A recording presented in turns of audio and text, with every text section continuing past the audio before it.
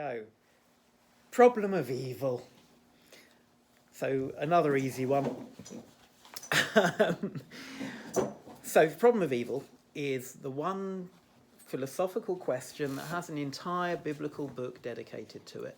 Right? You've got the book of Eov, so you've actually got, this is, the only question that has an explicit discussion, right? Of plenty of information and plenty of relevant material, right, that can play in to philosophical discussions. But this is the one that is genuinely got a pointed discussion about it in the Tanakh.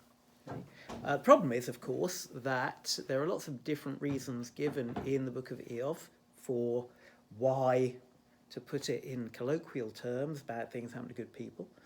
And the manner in which those views are interpreted differs wildly from, for example, Sadya Gaon has a whole kind of commentary on the book of Eov. You've got Rambam has a few chapters in the guide interpreting the book of Eov. Ralbag, again, interpreting the book of Eov. So you have lots of different views. So what we're going to do tonight is, once more, narrowing down to a drop in the ocean. But what I want to do is just give you two versions of the problem, because it's important. There are two very different versions of the problem, and one of them is really easy to answer, and one of them is really difficult. So we'll start with the easy one, and I'll give you some answers that work logically. I'll explain what that means. And then we'll look at the real problem, and we'll look at a completely different approach to the traditional approaches taken to this question. Right? So we'll start with the traditional problem, some traditional answers that maybe work. Then we'll look at the real problem. I say the real problem, the one that troubles people far more in the modern age, and look at a very modern answer to it that is a very different type of approach. Right? So that's where we're going to go tonight. Let's start with the problem. The first problem, which is here with the logical problem, so-called. And the logical problem is sort of a nice riddle. It's a theoretical problem, by which I mean the following. It starts with a definition of God. God exists. He's omnipotent, omniscient, perfectly good. Number two, evils exist. And evils here, by evils here, we use the term evil. We're really talking about suffering. But we do talk about evil in that way, the lesser of two evils. And right, we talk about evil in general, so we're talking here generally about suffering. Right? It's evil if you suffer. Yeah, that's an evil, you might call it, and that's really what they're referring to here. We're not referring to evil as on something which is against God's will? No, because there are things that aren't necessarily against God's will that are actually, everything bad that happens isn't against God's will if it's happening. So right, so again, we're not talking about the fact how man can disobey God. No, absolutely not. We're talking about why does something tragic happen to an innocent baby? Right. That's what we're talking about. That's important. Yeah, 100%, of course. Because, okay, well, I'm going to hold off on why that's... But no, it is important. We're talking about, right. That's why we're specifying that's what we mean here, talking about suffering, right? And the problem is that, and we have our definitions here, P1, P2, P3, which elaborate on number one. So a perfectly good being would eliminate evil insofar as it could, right? It doesn't want bad things to happen.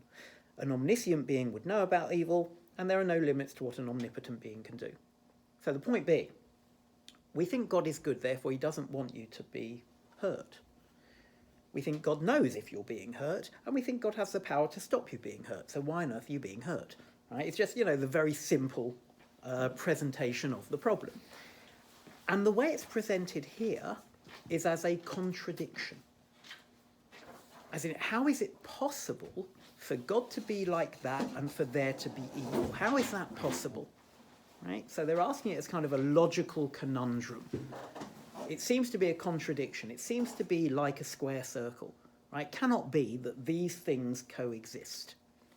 Now, actually, the real problem is what I've put there as P4. Because I don't claim for one moment to be all-knowing, all-powerful, or perfectly good. But I'm kind of all right. I can do some stuff and I know some stuff, right? And even I can think of examples where I have knowingly allowed something to happen I could have prevented, and I knew it would cause pain, but I did it. Right? Here's an example. My daughter broke her arm. Now, it's actually a long story. It was in England. They got her back here the next day. We didn't think she'd get back. Whole story that I won't go into, but she got back. And we went straight to the orthopaedist or whoever it was, and they said, look, it's broken. At her age, we'd prefer to avoid surgery, and I could snap it back into place now and then put a cast on, right? But it will hurt like almighty hell for a second, right? But I, as the doctor, advise you, that's the best thing to do here, right? So I knew my daughter was going to be in awful pain. I love my daughter, I don't want her to be in pain, and I had the power to prevent it. But I had a morally sufficient reason to allow it, right? And so, kind of, in your mouth and said, hold her hand for a second, like, ah! But now, God, who knows a lot more than me, can do a lot more than me, is a lot better than me, right? Presumably, might have reasons that we don't know for allowing bad things to happen, yeah? And therefore, it's number 4. That's the key. You need to show this is a real contradiction. You need to show that God could not have such a reason. Right? That's what you need to show. And the fact is that from a purely logical perspective, just thinking about, is there a contradiction between a God who is perfect and evil, you can come up with various ways of saying, no, because it's possible, right? It's possible that there's some reason. And it's very difficult to prove it's not possible that there's some reason, right? Very difficult. Yeah, you might think, it's just a bit crazy to think that. Yeah, pretty crazy to think that. But is it possible? Possible. Right? And the kinds of answers that you often get, right? Traditional answers. So here, very famous, one of the most developed discussions of this problem from Chazal is in Brachot, in the Bavli, right? Amar Rava v'Tamer Rav Chisda, right? So Rava, some say Rav Chisda, said, Imra Adam she'isurim ba'in alav, see a person who's suffering, yifashpesh ma'asav, then he should examine his deeds. Shneema nachsa darchenu v'nechra v'nashuva ad Hashem, right? Because as the pasuk says in Eicha, kind of search his own ways and return to God. Pishpesh v'lo matza. But what if you did that? What if you seriously looked, v'lo matza, and you thought, you know what, I really, really haven't, done anything particularly terrible, right? Yet leba bittul Torah. Right, well, then it might be that he, bittul Torah is wasted time, should have been studying Torah. He hasn't done any terrible thing, but he should have been studying Torah instead of... Not as bad as murder, I mean, but yeah. Okay. All right, Shenema, Asher Ageva Shechi Astrenugia, Mitaratachat Denu. Right, as it says, right, that, that the kind of the person who is happy, who God punishes, and teaches you, and you kind of learn from your Torah. Again, if you really convince yourself, you know what, I haven't done bittul Torah either. I really haven't. You should know these are afflictions of love. Right, afflictions of love. Sheneman again, kind of quote from Tehillim about this. Yeah. Shnemaki et Asher Yehav Hashem Yochiach. Right, who God loves, He will reprove. Amar Rava, Amar Rav Schara, Amar Rav Huna. Kosh Kadosh Baruch Hu Chafetz Vo Medako B'Yisurin. Shnema Hashem Chafetz Dako Hecheli. Right, if God really loves you, right, then He will make His beloved He makes suffer. Now, there are lots of interpretations given to this. So on the one hand, the first one is its punishment. Right, so fine, evil is punishment, and there might be cases where that might be true, but it's really, really, really difficult to say it about an innocent child suffering horribly. Right, what have they done so terrible? Bittul Torah, again, not sure it would apply to them. So it's sufferings of afflictions of love. What does that mean? Again, lots of different interpretations of what that could mean. Some people talk of, God is punishing you in this world to give you greater reward afterwards. Yeah, it's all very well, but frankly, given the choice, I'd say, you know what, don't make me suffer in this world, I'll take a bit less in the next. The Gemara says that. Oh yeah, absolutely. That is a view, right? But whether it's convincing is, questionable. Others talk about it being a test, but then you get the whole thing that, well, he's testing you to, see. And then you get the whole thing, and Sadjagon say he only tests the people who are going to pass. So in which case, what's the point? You're not going to pass anyway. Might them suffer, right? So there are lots of problems with all of these attitudes, but none of them are impossible. Yeah. So the first problem isn't terribly interesting, right? More than that, one of the most famous and most oft given answers to the problem of evil, at least when it comes to what we call moral evil. So moral evil is the evil caused by human beings. We do bad things to people, and that causes terrible suffering. Yeah, it doesn't deal with earthquakes and what we call natural evil, right? Two types of evil. Natural evil, disease, earthquakes, which aren't necessarily our fault. And moral evil, the evils we visit upon each other. And upon ourselves even. Right? And many people give the classic free will defense for at least moral evil, which kind of goes back to last week. God has to give human beings free will, and if you give for the reasons we said last time, and if human beings have free will, some of them are going to choose to do the wrong thing, right? But the point would be that's a morally sufficient reason to allow evil. Because if you didn't allow for free will, we wouldn't have a recognizable world with good and bad. You wouldn't have the opportunity for good, right? So you could easily, and many people would say, a very good answer to the logical problem, at least when it comes to the evils we visit upon each other, is free will. Yeah? And there's no question it answers, right, the question, in theory. Right? If you think there's a contradiction, how could a God exist like this and there be evil? Well, a morally sufficient reason that a God like this might allow for evil would be free will.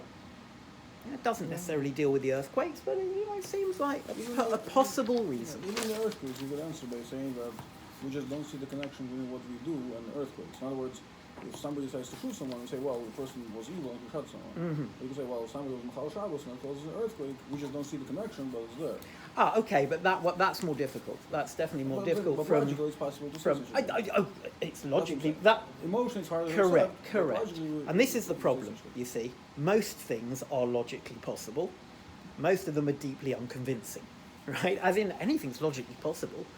It's logically possible that I fly home tonight and not in a plane.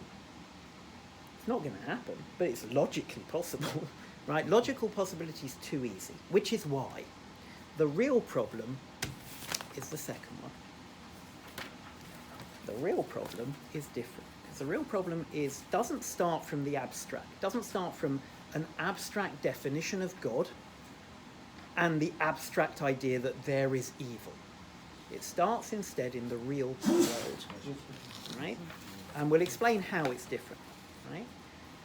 So number one, there exist instances of intense suffering which an omnipotent being could have prevented without thereby losing some greater good or permitting some evil equally bad or worse. As in, there are instances of suffering that are gratuitous, that God could have prevented and it wouldn't have destroyed the entire plan. So take free will. Take free will. We said free will answers question one. Now take free will and say, okay, you know what? So you're right. There needs to be evil in the world, right? Especially human evil, if there's to be free will.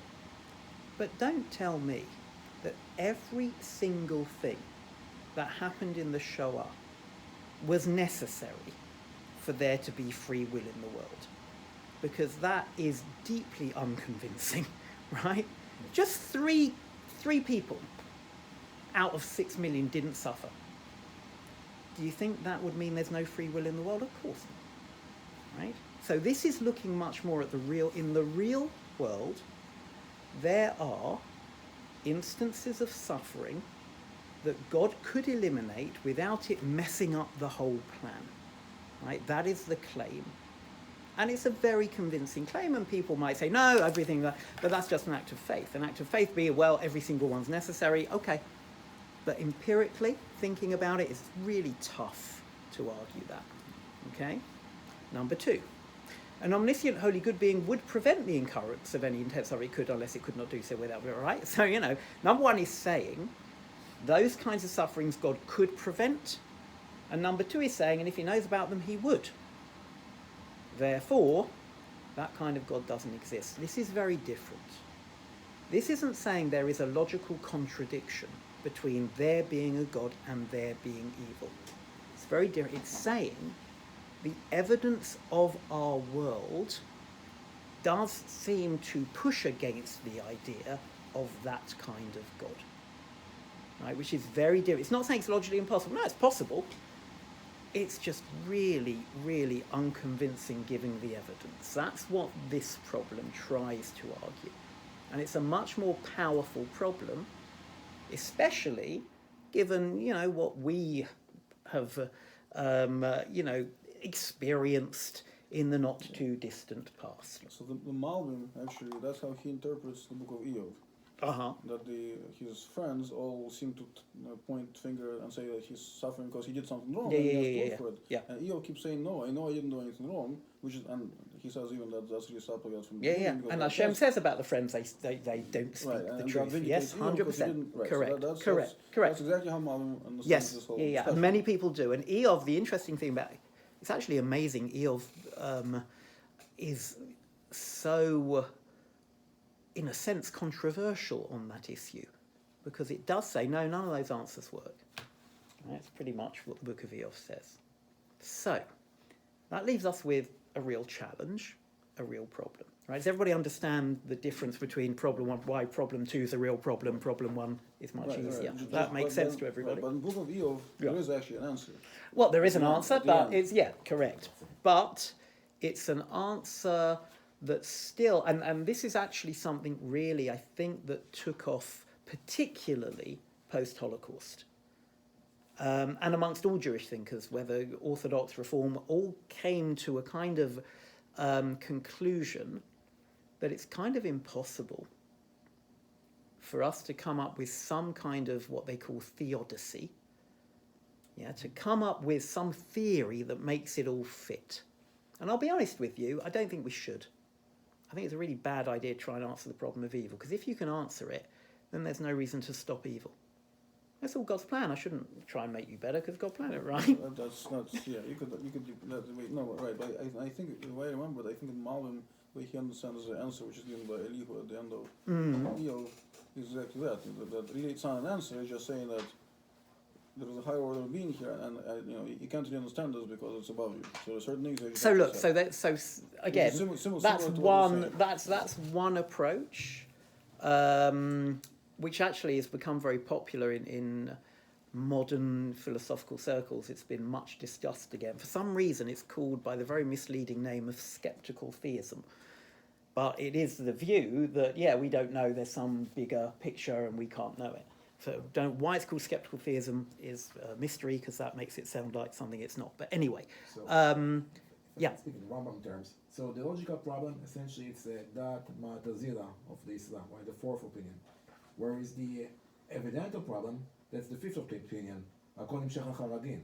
Everything is by God's judgment, and which we can't really understand it. But no, because we haven't given any answer to the second problem yet. Right? I haven't yet given an answer, I've just caused a problem. The answer I'm going to give you, right? Or I'm not the answer, I am absolutely not going to give you the answer. I'm going to give you an approach, right?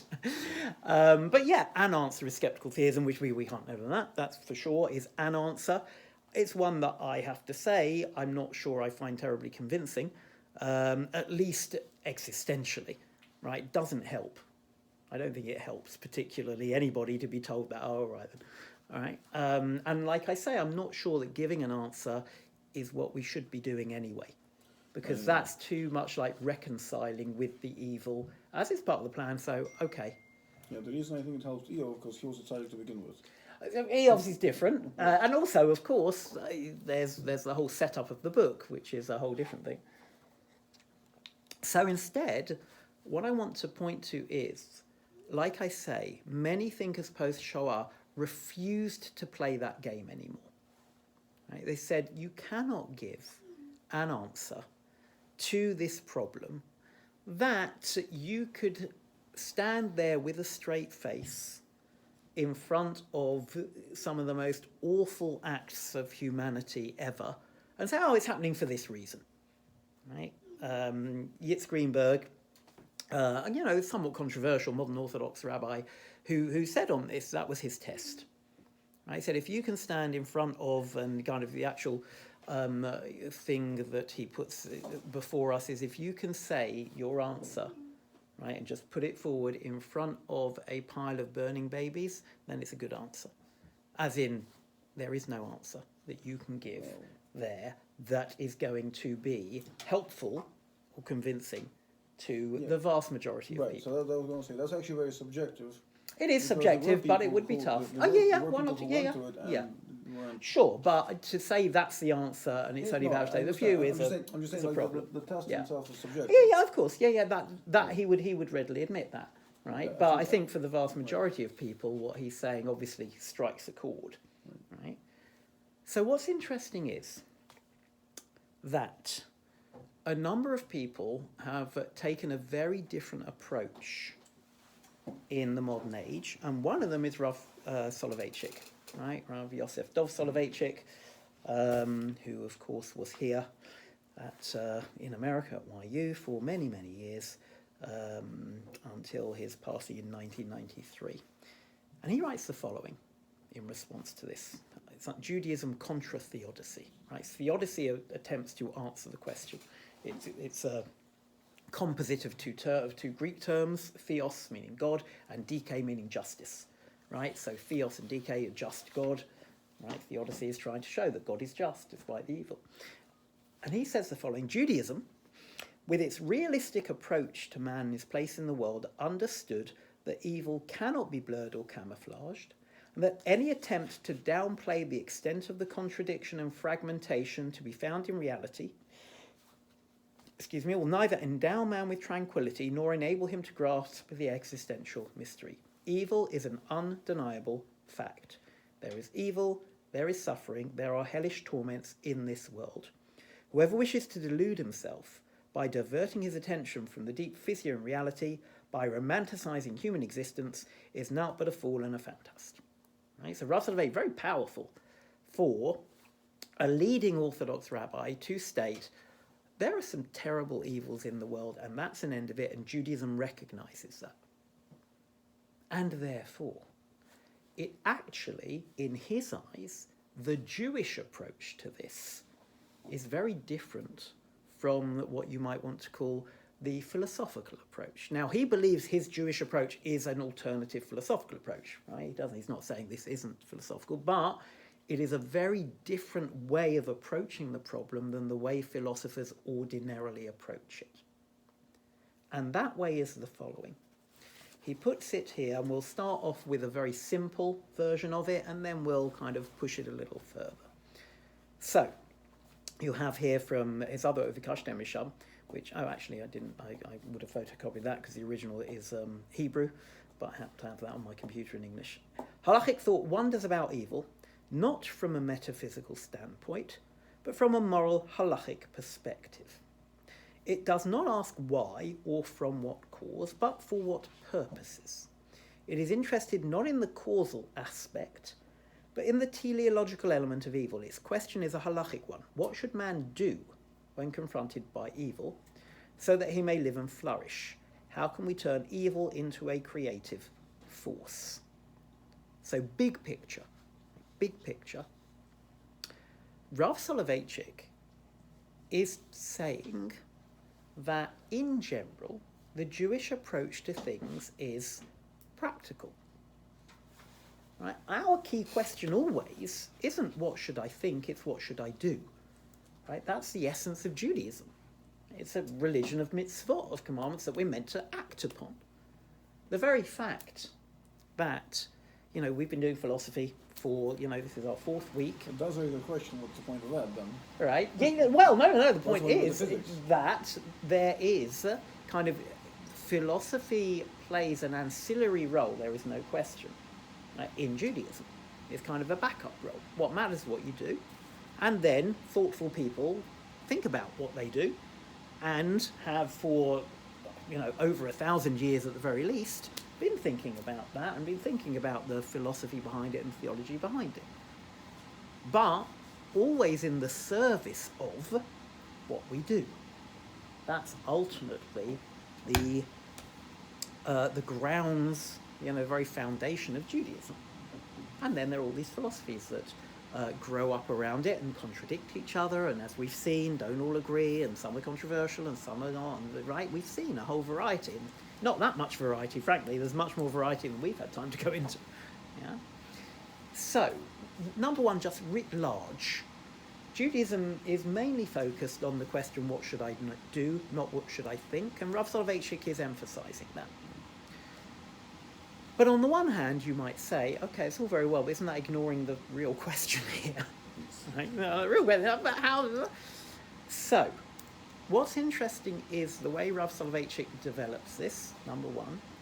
Number two, how maybe it's an illustration of the method that we spoke about in the very first class, which is that Rav Soloveitchik, if you recall, insists Jewish philosophy has to start from the data, which is from the Jewish texts, from halacha, broadly speaking, halacha, which can include more than just din for him, right? The texts. And it has been suggested because while he's writing about evil, he does mention this Mishnah, famous Mishnah. So let's look at the text and then we'll say more about what Rav Soloveitchik draws from this text. Okay, so very famous, Chayav Adam levarich al hara'ah kishem shehu mevarich al hatova. That a person, right, so there are 2 brachot that we make, the bracha hatova mativ. If something good happens, you say hatova mativ, and if something bad happens, dayan hayemet. Right, so these are brachot that we make. Yeah. So he gives the derivation of this, where he gets this from. So that's just the Mishnah. Fine, very nice. How on earth does one derive philosophy from that? Well, Rav Soloveitchik has a famous distinction that he makes with regards to different mitzvot. So he talks on occasion about the distinction between the kiyum of a mitzvah, right, and the pu'ula. Right, yeah. All right. The kind of way he puts it in here with pu'ula in his modern Hebrew, but yeah. So there is the act, and then there's the actual observance. The fulfillment. Now, sometimes they're identical. Lulav's a good example. Why do you have the etrog upside down? Right, when you make the bracha? Because to fulfill the mitzvah, all you got to do is hold it. As soon as you hold it, you've done it. Right?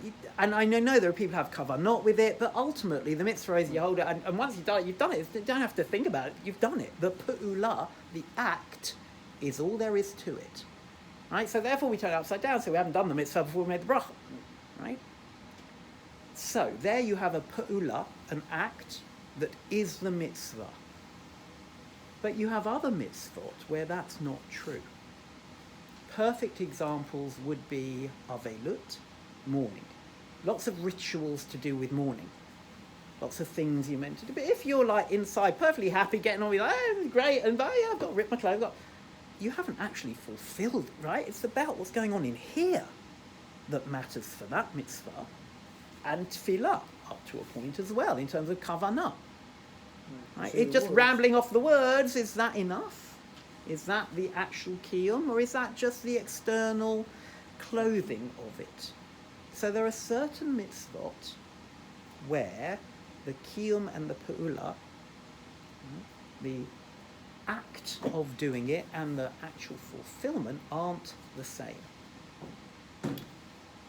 And take this Mishnah.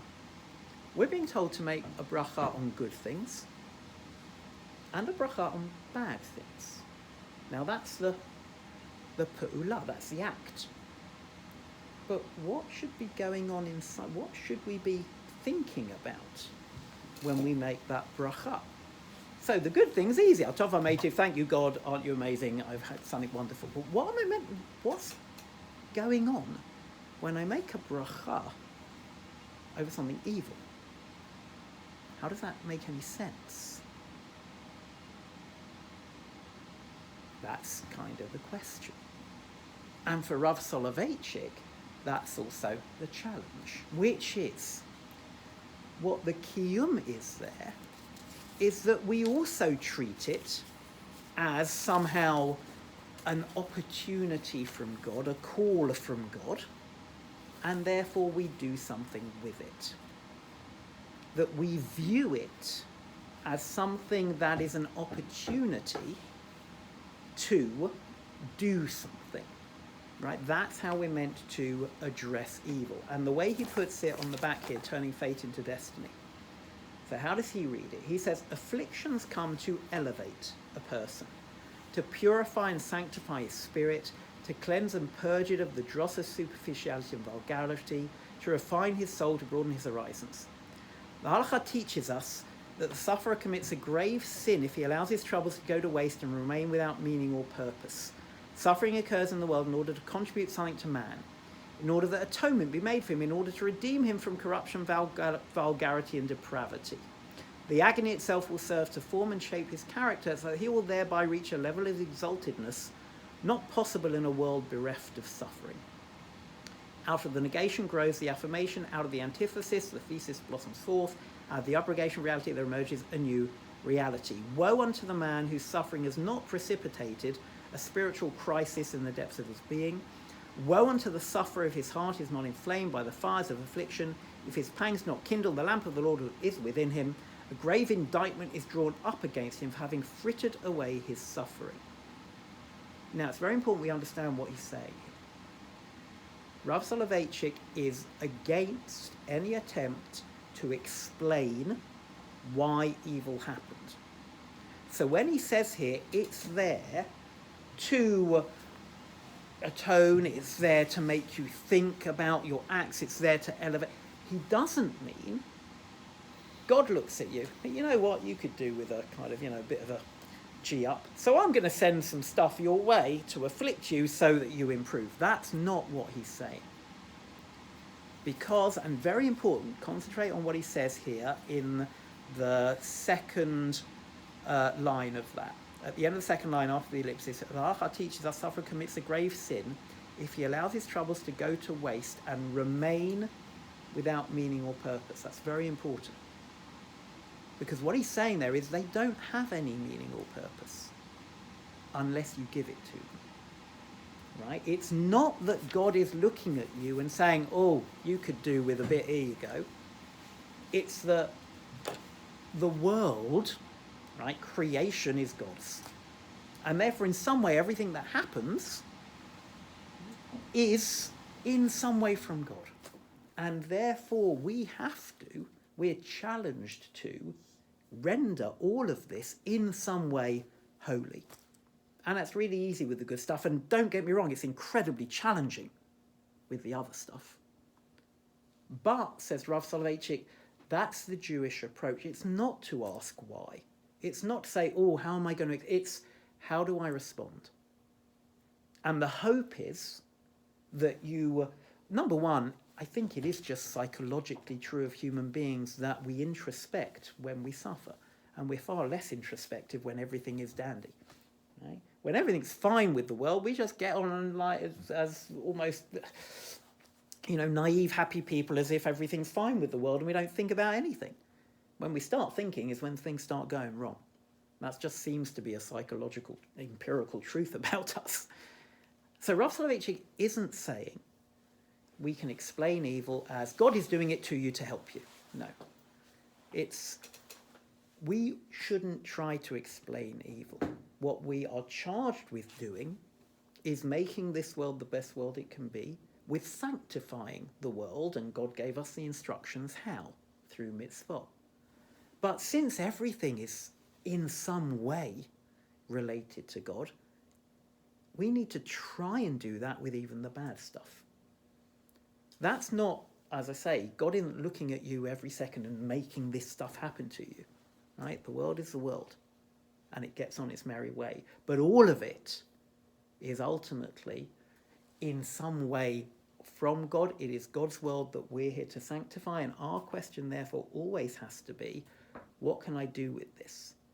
And to treat suffering in some way as a wake-up call, as an opportunity, and that can be very easy in certain instances and incredibly difficult in others. And no one's going to blame you if it breaks you and you can't, right? That's not the point here. But the fact is that in Rav Soloveitchik's eyes, the Jewish approach is always the approach that asks, how can I respond, what can I do? Not, how do I work it out and how does God fit in here? That's not the right way, because that we can't know. We can't know how, what, if. All we can do is try to utilize it in a way that will ultimately lead to a sanctified world. And what's very important here is people say that's to ignore the big question, right? That would be the accusation laid against this type of approach. But the truth is that it's not clear that the question is valid in the first place, because it's, philosophically speaking, why?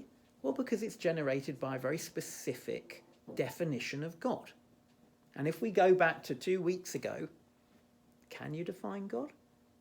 Right? People have always struggled with the problem of evil. Eov, in the book of Eov, they don't start off with God is omnipotent and omniscient and all, right? They don't formulate this philosophical conundrum, but they just, how can this be happening? Right? It's just a gut feeling that this shouldn't be. But in terms of some logical contradiction, well, fine, you want to define God that way and come up with that problem, all well and good. But then you can give answers as well. Sorry? And you can give answers and say that. And you can give answer to the logical problem. What's very difficult is to get rid of that feeling of why is that? And for that, if we can't define God and start answering those questions, which is something that Kant believed, let alone Rabbi Soloveitchik, then instead, sometimes some of the deepest truths and the way that we really connect with some of the most important aspects of life, I suppose you might say, in the universe, isn't through the theoretical, but is through the practical. Again, even Kant believed that. There are access to what he called the noumenal realm, which is beyond sense experience, beyond our ability to conceptualize, but that we can contact that for him through morality. For Rav Soloveitchik, through Torah and mitzvot. Which is, same thing. Yeah, no, absolutely. So similar, more, not just morality. Torah and mitzvot has morality plus, but the fact is that, interestingly, this view has begun to gain ground, not just now in Jewish philosophy, but even in kind of philosophy outside of just the Jewish realm. There are certain Christian philosophers, actually, that also go a version of this route, but they do so by bringing in all manner of Christian theology that is not accessible to anyone but Christians, whereas Rav Soloveitchik's answer ultimately is sort of more universal. But, therefore, what you end up with Rav Soloveitchik is a turn from traditional theodicy and trying to ask and answer why, which, as I say, might not be the best idea, and instead to ask, how do I respond? What can I do? And it's no one's pretending that's easy. In extremis, in the kind of worst cases, it might be almost impossible, granted. But it's the only approach open to us as far as Rav Soloveitchik is concerned, and more than that, it's the approach that he derives from these texts, right? That is the kiyum of saying Dayan Ha'emet, as opposed to the Pu'ula. That's the fulfillment of the bracha, and why we make the bracha. And the other interesting thing, of course, is that the Mishnah, as it continues, the rabbis do go on to say, and this, I think, drives home Rav Soloveitchik's point. What if something bad happens, but it leads to something good ultimately? Now, you still make the bracha on the bad. Which, again, is very much Rav Soloveitchik saying, look, there is evil. Even if it turns out good, doesn't matter. That was still, when it happened, that was bad, and you suffered. And that's real, and is acknowledged, and there. Otherwise, why would you ever make the bad bracha? If you believe, it's all going to work out in the end, because God sorts it out, you'd never have to make that bracha. No, you do make that bracha because you acknowledge suffering is suffering, and it's not pleasant. But it's our challenge to try to treat it in a way that we can use it to respond to, or it can spur us to a response, a practical response, which for Rav Soloveitchik is the more important route to take than the theoretical. Okay? So, question. I can describe you a real case, and I would like to hear your comment. Okay. It was, I did not see, it was told me by Rav Gittik, okay. There was some terror act in Israel, and some young soldier, 19 years old, was killed. Okay? And they show his mother, okay, on TV, maybe 2-3 hours after she learned it. And she says, thank you, God, that you you allowed me to have him for 19 years. Right. Okay? Yeah. So, and he said, Rav Gittik said, said, this is the highest level of response that you can achieve. That goes exactly what you just said of a theoretical approach of Rav Soloveitchik. What is a regular guy, I just cannot understand this. Yeah. And this woman was definitely from Judea Samaria. She was definitely a religious person. That's how could she reach such a level? So the question. Two little boys also part of the terror attack, and their mother was also saying it. Don't you think she was taught to think this way? So It's not her natural reaction. So hold on. So maybe she was. I would say they use the word not exactly, but not brainwashed. Okay, so hold on. all right, so I'm you go going first. to a different story. This story. I would like to hear. Yeah, I'll tell you. Yeah. This woman, she was interviewing this Rabbanit, this Rebbetzin, her name was Chaya Sorkain, she lived in Eretz Yisrael, and she maybe died 20-30 years ago. And she spent her time in Auschwitz, and she was experimented upon by Mengele, which is why she couldn't have children. Yeah. So she went through all the ways, and she came from a Hasidic home in Hungary, and somewhere there. And she was saying to this interviewer, who was semi-public, sure, that, Auschwitz wasn't a bad place. So she looks at her and she says, this woman is obviously insane. And this lady, she looks at her and says, it was a horrible place, it was a very difficult place, but it wasn't a bad place. We could keep mitzvot. We could mitzvahs. We had a group of us Hasidic girls, and we did what we could. We used water for Yom we tried to mark the Shabbos. We did what we could, and that was not a bad place. We could keep the mitzvahs. Because when you were in the ashram, in the Hindu temple, that was a bad place, because you couldn't do mitzvahs there. That's exactly the same idea. Now, this woman, she was brainwashed. As far as brainwash, you can brainwash a person as much as you can, but if they go through something like that, that's real faith. Right? That's real faith. Brainwashing cannot stand with Auschwitz. Right? So I'm saying, You're saying that your raw emotions, that mother, that she just lost her son, not 2 weeks later, okay, when she calmed down, 2 hours later, she already thinks this way. So I'm talking, So I'm not. So the Gemara talks about it. I'm sorry. Here you go. The Gemara has a very interesting story about Rabbi Akiva. Right? We read this on Tisha B'Av and we read this on Yom Kippur. Right? That Rabbi Akiva was tortured horribly, and yet he was smiling. Right? And his students asked him, how could it be that you're going through all the suffering and you're smiling? And he says, all my life I was all my life I was thinking how I would fulfill this passage, this verse in the Torah, that a person has to serve God all his soul, which means even at cost of his life. And now that I've come to it, I'm happy I can fulfill it. So there's actually a very interesting insight from Chaim Shmulevitz, one of the Balei Mussar. He says what he's really saying, it doesn't mean that all his life he means exactly that. If he had not been thinking about that this might happen and what would he do his whole life, of course he would not react to this. That's the answer to your question, I think. I don't know who this woman is, but I think you're right. A mother's raw reaction would be like that. But that's exactly the point, it would be raw reaction. But if this woman, and I know she did, but if she lives her life thinking that this might happen and what would she do and how would she deal with it, perhaps that would answer the question. Because that's what he's saying. So a normal person can be suffering whatever and be happy about this. But if a person spends his whole life thinking about preparing himself for this moment, then he can.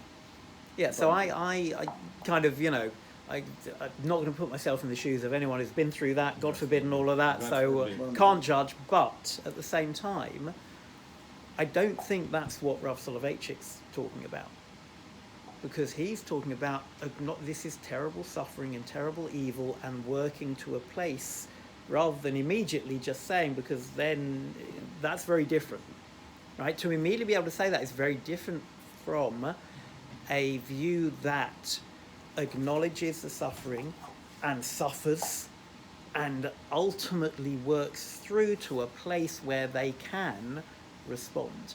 That's what he's talking. So I don't think he's necessarily talking about that sort of reaction. That's one reaction, but it's not clear to me that put it like this, like I say, can't judge until you've walked 1,000 miles in someone's shoes or whatever. It's is it a lyric by Bob Dylan? Anyway, but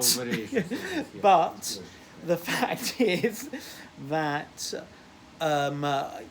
ordinarily what Rav Soloveitchik is talking about is much more of a process than that. That's true. Yeah. But also there's another point I can say. So the whole purpose of her boy, was to serve God in the first place. She had a baby to serve God. His whole purpose was to serve God. If God decided that's it. Yeah, no, absolutely. Like I'm saying, that's a matter of personal psychology, which is going to differ for everyone. Yeah, this is just that's just a matter of one's personal, psychological makeup, religious makeup, the nature of your own faith, which is going to differ for everybody. So the extent to which it fits this view, I'm not sure. Because that sounds much more like a view that everything's for the good and God and it's fine. You know what I mean? Which is more a theodicy than this. Basically, she made this, we'll say, path that Rabbi Soloveitchik talks about within, I don't know, a few minutes. Yeah, so I don't think she did. I think that's much more of a path, which is there's a good reason for it. I don't know what it is and finished, right? So, but I don't know.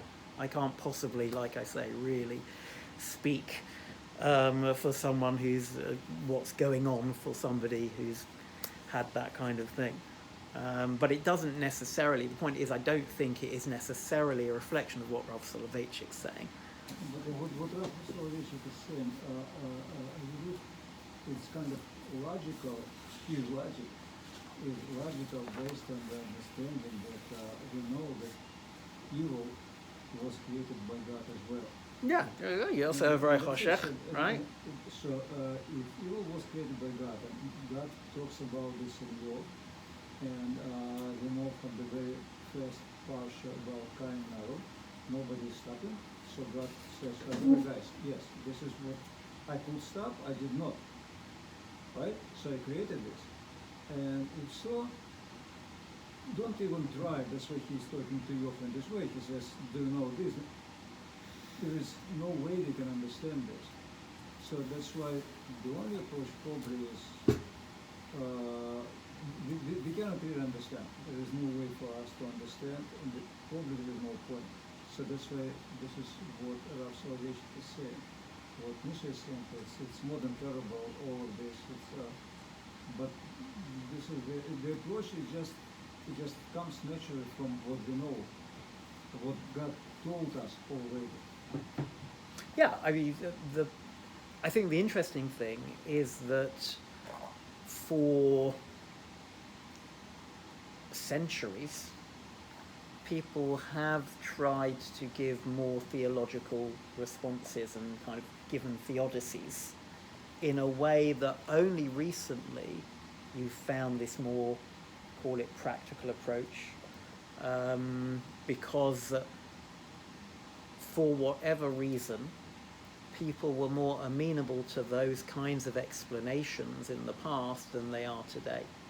Now, there could be all sorts of reasons for that, but as Rav Soloveitchik actually acknowledges in a slightly earlier work, in a slightly later work, my mistake, because in this work that I've quoted from today, called Dodi Dafek, he literally says this is the Jewish view and the other view is not.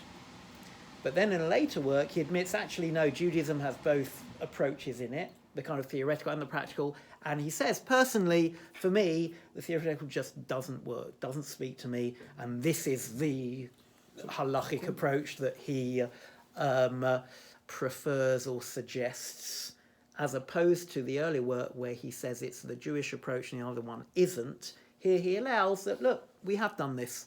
We have done that theoretical thing. Some people it seems to speak to, so okay. But he personally says this never did it for me. Could it be that in the past people have been more interested in metaphysics in general because, I guess, like a way of saying this, they were more interested in God, and now they're more interested in themselves?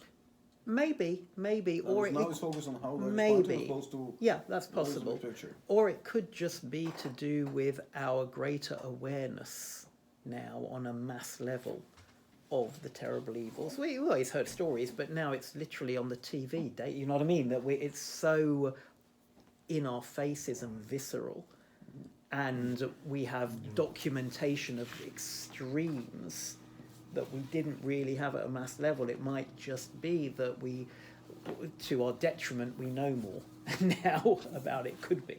Again, that I'm just surmising, but it could be to do with that as well. It's difficult to know. Yeah.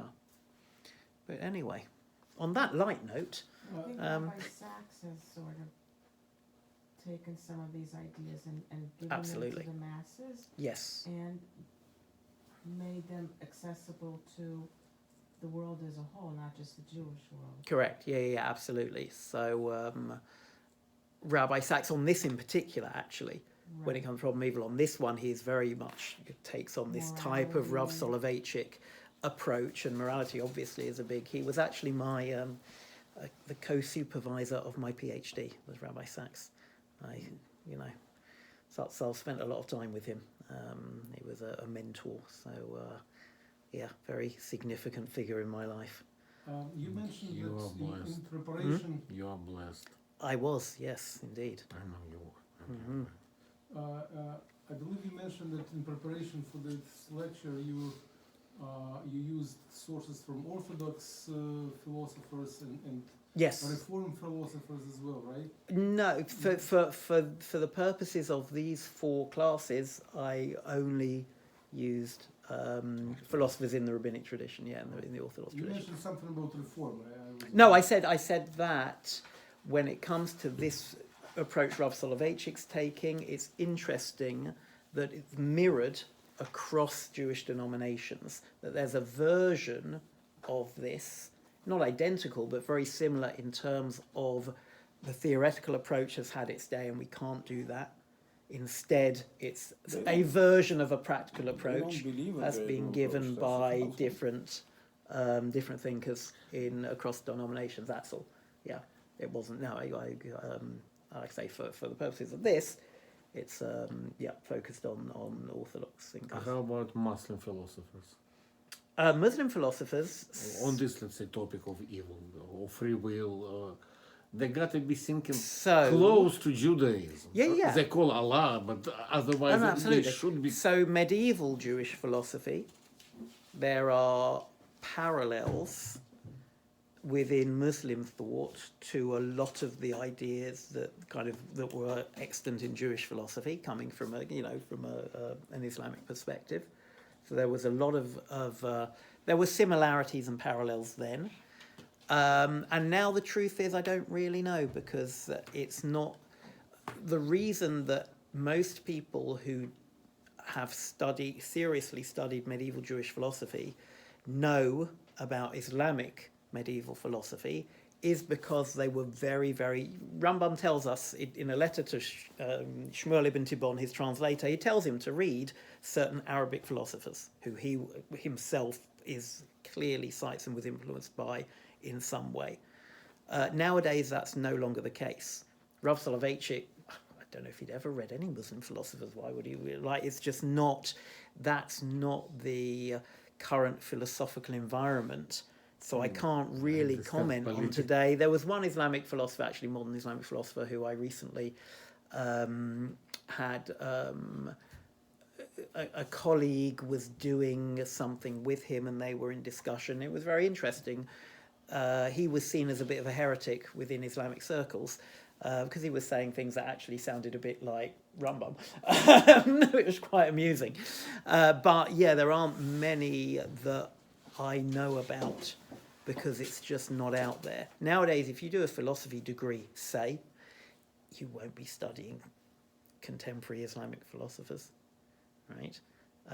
Whereas in medieval times, it was all medieval Islamic philosophy, so there was much more. So it's very difficult. Yeah, I can't really speak to today and any Islamic I'm sure parallels there are or some views. serious people there. Oh, of course, no, We 100% just there don't are. know about them. Exactly, I'm saying we just don't know about them in the same way that they probably don't know about us. You know, it's become much more compartmentalized, Unfortunately. we will say. So, I'm sure Iran has some very smart people. so this person, I think, was Iranian, who was the philosopher I'm talking about. So, yeah. But, yeah. It's too bad. Did you look into any Hasidic sources for this topic? Or? Again, not for this, because Hasidism is very much its own theology, which has a whole massive metaphysic and background. So it's something that is more mystical, which is, there's a somewhat artificial division, but nonetheless it's a division between those who teach, philosophy and those who teach mysticism. And I'm much more in the kind of philosophical realm. My colleague, Professor Jonathan Dauber, is the expert when it comes to Kabbalah and Hasidut, and he will be able to do a session on that stuff. It would be interesting to hear both of you on a stage discussing. We do that very often. Not on a stage, usually just in our offices, but yeah. Yeah, but that's when you see like internal work. Yeah. That is much more interesting. Yeah. No, that's a lot of fun. That's why I don't like the traditional rabbinical way. A rabbi is giving a sermon, right? And you cannot ask questions. Okay? Right. Or you don't have two rabbis, one Reform, one Orthodox, just an example, right? Come on stage and talk. Or we have Hasid rabbi and modern Orthodox rabbi. Let's have a few topics. Yeah, sure.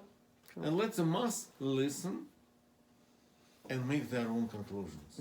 Well, you can all come tomorrow night, YU, at 7 o'clock. I will be in discussion with Rabbi Professor Samuel Liebens, who has just written a book, A Guide to the Jewish Undecided, and I'm going to be interviewing about him, and we might have a bit of a, I budget. just today had an appointment for 6:30 tomorrow. Well, there you are. No, with my old friend. Too bad. I have a question. Yeah. I'm sorry, do you have it maybe A record? podcast, anything that... For tomorrow. Tomorrow? No, it's free. It's just it's not. No, just on the internet. Oh, you know what? I don't know, because it's being put on by, we're just turning up and doing it. The organisers, I'm not sure. I'll find out.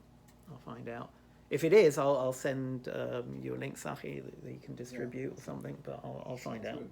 Okay. Yeah. So, quick question. Yeah. Last week, Yeah. Rambam and knowledge. Yes. So, your point of view is that even if there is transcendent knowledge, we don't really know anything about it except that it's true. Yeah. And if it's true, then it also has implication towards the free will. Yes, correct. Here's the thing: if we say that our knowledge and God's knowledge is completely different, how can we say that our truth and God's truth is identical? What is the question? Yeah, it is because it's like if you're saying that there are two knowledge, we use the same word knowledge. Right. Human knowledge, God knowledge, right? But God's knowledge is truth, and therefore, if God's knowledge is truth, therefore we don't have free will because God already knew Yeah. before the creation of the world that we're going to be today in this room.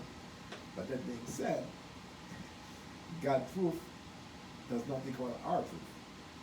God is transcendent truth. Right. We are subjective truth. I mean, that's like, our dear friend Immanuel Kant, right? We're there to go there. Yeah, the problem though is that for our practical purposes, Right. we only live in this realm and we act in this realm, and therefore whatever if the transcendent truth has nothing to do with us, then there's no problem, but then you're back with Rynhold. If the transcendent truth has anything to do with us at all, then surely God knows you're sitting here now, in which case the problem arises. And if he doesn't know you're sitting here now with Rynhold, and if there's some other two truths, then I don't even know I understand what that would mean to be able to even deal with the question. So I mean, at every moment of time, Yes. you see there is the truth as we see it right now, yeah. and then one moment later, anything can happen. Of course it can, but God knows what it's going to be, according to the traditional view. Right. So it's like, and every moment of time, you have like an aggregated truth which can happen the next one. So it's like, the Hasidim said, like the law is created every month. Mm-hmm. Yeah. Kabbalah, There are different views. It comes from different places. Even there are certain philosophers who go that route as well in a different way. So my point is,